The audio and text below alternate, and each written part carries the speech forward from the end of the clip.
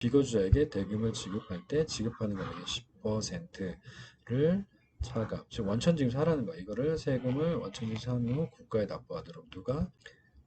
자, 오늘은 해외에서 사업을 하면서 살고 있는데 대한민국에도 세금을 내야 하나요? 라는 주제를 가지고 공부해 보도록 하겠습니다. 국제주세와 관련된 영역이에요. 국제주세 말 그대로 이제 국제거래에서 발생되는 그런 세금을 말하죠. 그래서 이제 이거과 관련된 것이 이제 거주자, 비거주자, 그러니까 내국법인, 외국법인 이건데요. 세법상 이제 거주자라고 하면 국내 주소를 두고 있는 사람, 국내에 거주하는 사람, 쉽게 말하면 그 얼마만큼 거주하죠? 183일 이상 대한민국 거주하면 이제 대한민국 거주자가 돼요. 비거주자는 그 반대겠죠. 거주자가 아닌 자, 즉 국내 주소가 없어요. 또는 이제 183일 이상 머무르지 않아요. 그런 경우를 말해요. 그게 이제 비거주자.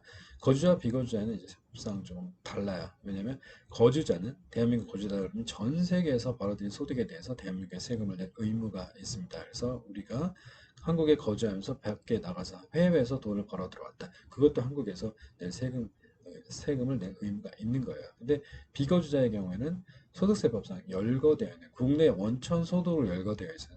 내국법인도 마찬가지예요. 내국법인은 법인세법상 열거되는 국내 원천 소득으로 이자, 배당, 사용료소득, 부동산 소득, 양도소득 이렇게 열거돼 있거든요. 그 소득에 대해서만 대한민국에서 납세 의무가 있다. 그래서 이 둘을 구분하는 것, 납세 의무, 범위 이거를 구분하기 위해서 거주자, 비거주자, 내국법인, 외국법인 이런 구분이 필요한 거죠.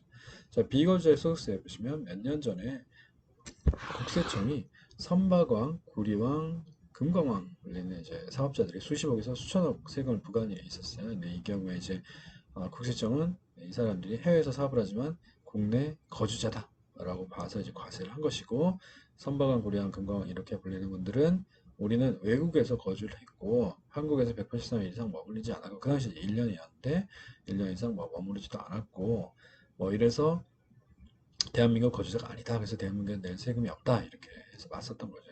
둘이 이제 분쟁이 붙어서 소송하고 일본 이제 결론이 나오기도 하고 안 나오기도 것도 있는데 어쨌든 이런 그 거주자냐 비거주자에 따라서 세금을 대한민국에서 얼마만큼의 세금을 낼 것이냐라는 것이 이제 결정이 되는 거예요. 그래서 비거주자에게는 국내에서 발생한 이자 배당, 부동산 선박, 임대, 사업, 사용료, 유가증권, 기타 소득 근로, 인적, 퇴직, 양도소득에 하나여 과세된다. 이렇게 해서 딱 규정이 되어 있어요. 이거에 대해서만 세금을 낸다. 그러니까 물론 이제 근로소득 같은 거 이제 한국에서 5년 동안은 19%를 아주 낮은 세율로 이제 소득에 상관없이 적용해주는 그런 외국인 근로자 특례 이런 것도 있고요.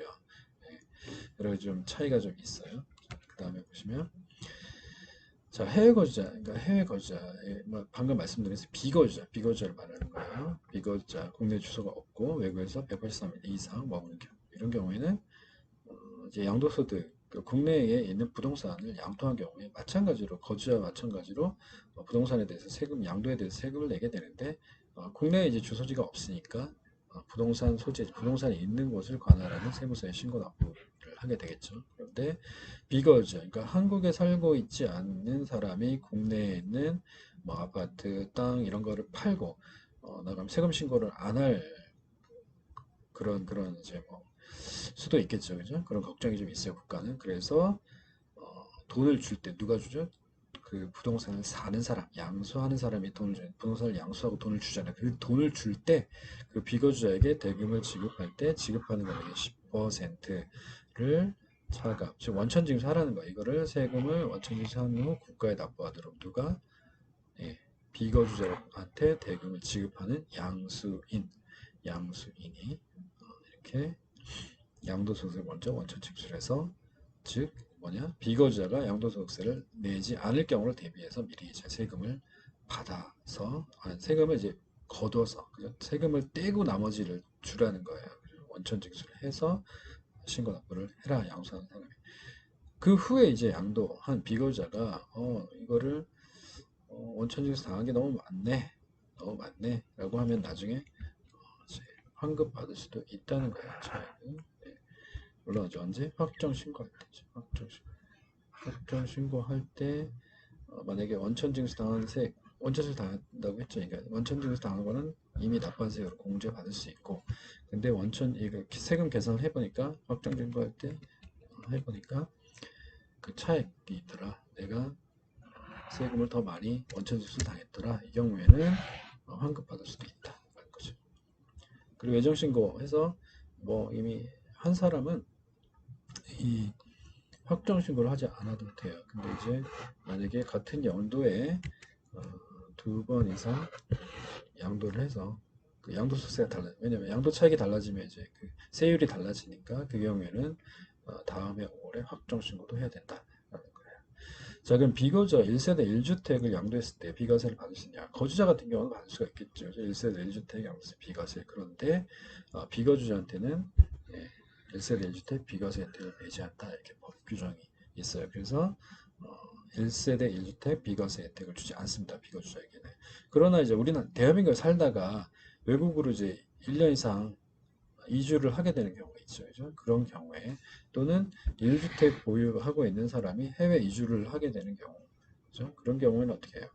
출국일로부터 2년 내에 주택을 양도를 하면 1세대 1주택으로 봐서 비과세를 해준다는 거예요. 이 경우에 비과세 안 해주면 그럼 자기는 그냥 이제 외국으로 나가서 살 생각 또는 뭐 취약 근무상의 이유로 외국에서 근무를 할 수가 있잖아요. 그런 경우에 1세대 1주택을 적용해주지 않으면 1세대 1주택 비과세 혜택을 적용해주지 않으면 사람들 너무 억울할 거 아니에요. 그죠? 다른 어떤 원래부터 비거주였던 사람들은 아니니까. 그죠?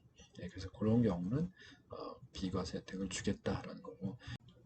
그 다음에 비거주자의 1세대 1주택 장기보유 특별공제. 장기보유 특별공제가 뭐죠? 물가 상승으로 해서 보유액이 과도하게 누적되는 것을 감안해서요. 일정 기간, 3년 이상 보유한 부동산 양도하며 양도소득 금액을 계산할 때 그 일정 부분, 양도 차익이 생기는데 그거에 일정 부분 공제해 주는 거를 말해요. 그죠?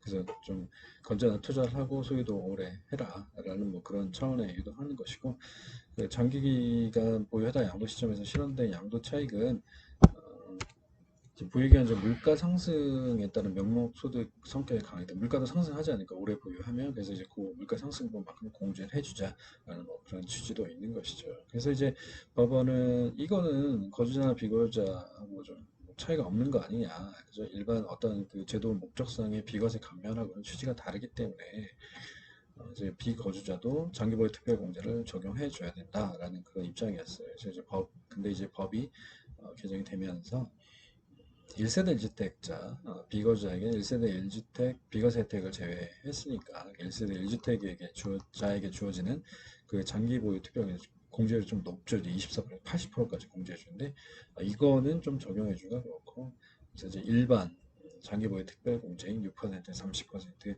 이것만 적용해 주겠다 이렇게 바뀌었어요. 그래서 오늘 이제 거주자와 비거주자 차이가 있고 세금 부과하는 납세 의무 범위에 있어서 차이가 있고, 그 다음에 비거주한테는 1세대 1주택 양도 따른 비과세 혜택이 주어지지 않는다. 그리고 장기보유 특별공제도 낮은 공제율이 적용이 된다.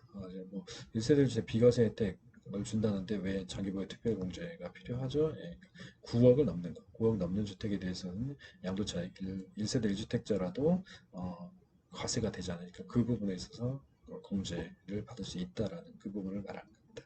자, 오늘 여기까지 하고 마치겠습니다. 감사합니다.